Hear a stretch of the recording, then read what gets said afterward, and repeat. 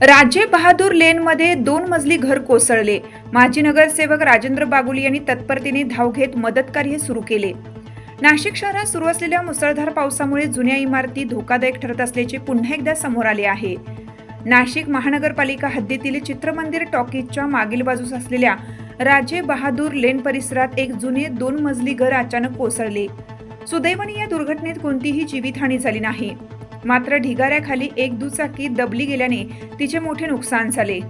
घटनेची माहिती मिळताच माजी नगरसेवक तथा काँग्रेस नेते राजेंद्र बागुल यांनी क्षणाचाही विलंब न लावता घटनास्थळी धाव घेतली। त्यांनी तातडीने महापालिका प्रशासनाशी संपर्क साधून मदत पथकाला पाचारण केलं। तसेच ढिगारा हटवून परिसर सुरक्षित करण्यासाठी आणि वाहतूक सुरळीत करण्यासाठी त्वरित उपाययोजना सुरू केल्या। त्यांच्या तत्परतेमुळे नागरिकांमध्ये दिलासा निर्माण झाला। यावेळी श्री जाधव, श्री घुगे तसेच महापालिकेचे अधिकारी व कर्मचारी यांनी मदत कार्यात मोलाचे सहकार्य केलं।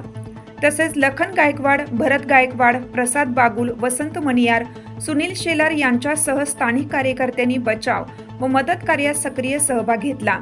घटनास्थळी उपस्थित नागरिकांनी राजेंद्र बागुल यांच्या तातडीच्या प्रतिसादाचे आणि प्रशासनाशी समन्वय साधून मदत कार्य वेगाने सुरू केल्याबद्दल कौतुक केलं।